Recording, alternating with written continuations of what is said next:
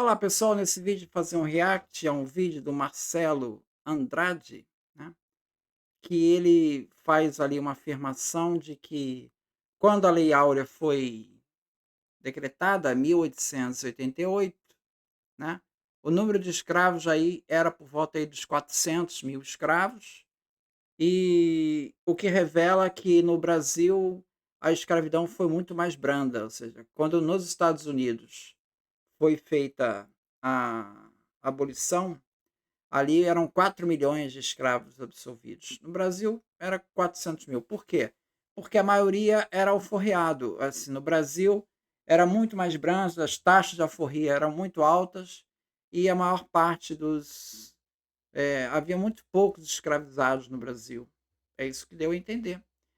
E, bom, e com relação a isso, qual o comentário a fazer sobre isso? Bom, isso é uma visão deturpada dos números. E eu vou mostrar isso com base aqui, ó. Laurentino Gomes aqui, ele traz aqui uns dados que naturalmente são dados de Ricardo Salles, tá?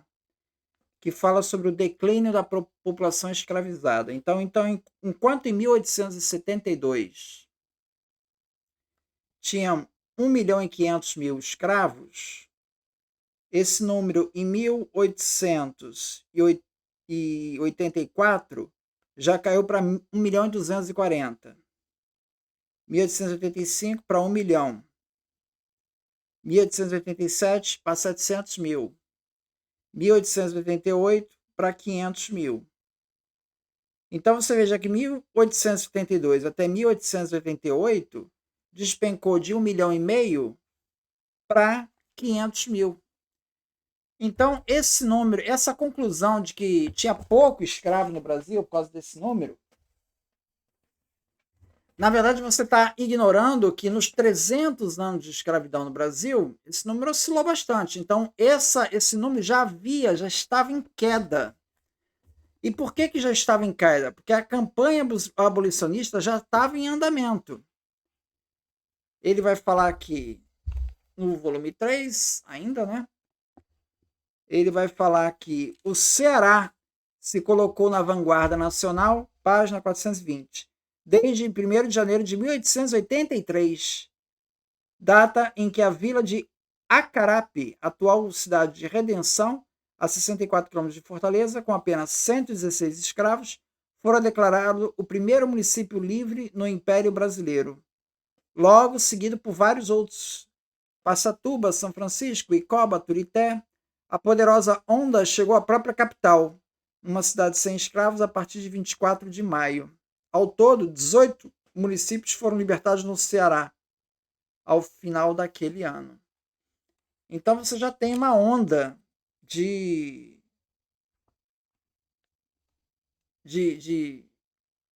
abolição, né? Na página 489, também a Igreja Católica, que durante 350 anos servira de pilar ao regime escravocrata, finalmente se posicionou ao lado dos abolicionistas. Entre maio e dezembro de 1887, os bispos de Minas Gerais, São Paulo, Bahia, Mato Grosso e Pernambuco divulgaram cartas pastorais em apoio à abolição. Foi nesse clima de pânico, confronto, ressentimento e violência que o Brasil chegou às vésperas da Lei Áurea. Então você já tem uma queda significativa do número de escravos à medida que vai se aproximando da Lei Áurea. Ou seja, a campanha abolicionista lá em 1870, ela já vai dando a impressão de que a absolvição viria. Então as pessoas já estão discutindo ali, o que está sendo discutido é a questão se vai ter indenização, se não vai ter, mas que vai ter absolvição, já está... as pessoas já estão se ajustando a essa realidade, porque já tá virando a tendência para absolver. Então, 1888 já está nessa descendente de escravos. Então, essa descendente de escravos, ela já está vindo desde 1870. A lei do ventre livre, 1871, a campanha abolicionista, 1870.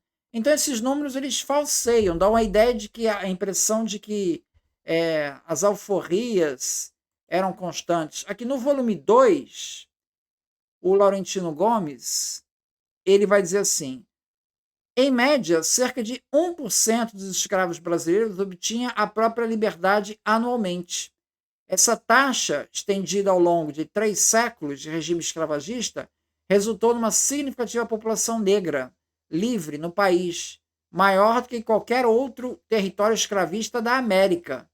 Por volta de 1780, havia no Brasil 400 mil afrodescendentes libertos, cifra equivalente a mais de 1/4 de toda a população escrava.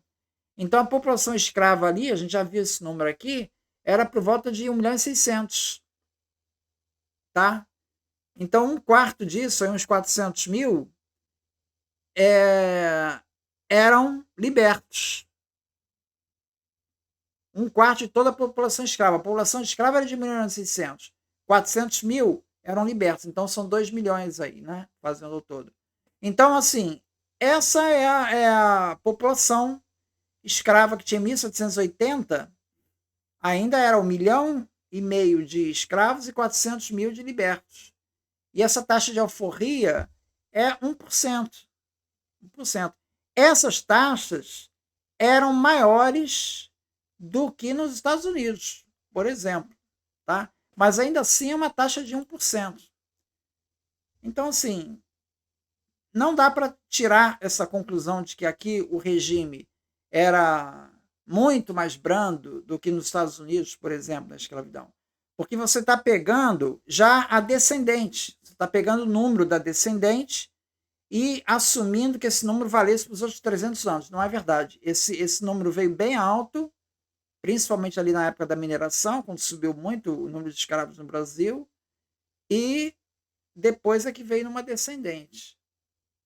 Especialmente ali, já depois de 1870, aí que acentua mais a queda. Então, você usar esse número de 1870 para cá e projetar isso para os 300 anos, aí você está falseando os números, né? Então, essa proporção aí do Brasil com os Estados Unidos, ela vem porque o processo de abolição no Brasil ele foi muito mais prolongado. O debate abolicionista veio de 1870 até 1878, uns 20 anos aí discutindo a abolição, tá? E no caso dos Estados Unidos foi fruto de uma guerra, né? Então, assim, foi um processo muito mais abrupto nos Estados Unidos do que aqui no Brasil. Por isso que dá esse contraste. Não é porque aqui era mais brando, assim, não é porque aqui as taxas de alforria realmente eram um pouco maiores do que nos Estados Unidos, mas ainda assim aqui a taxa de alforria era de 1%, entende? Ainda assim era de 1%. Os Estados Unidos era menos ainda. Então, assim, não dá para tirar essa visão adocicada, não dá para ter a visão adocicada da escravidão com base nesses números, né? É uma manipulação grosseira dos dados, né? É isso. Muito obrigado, então.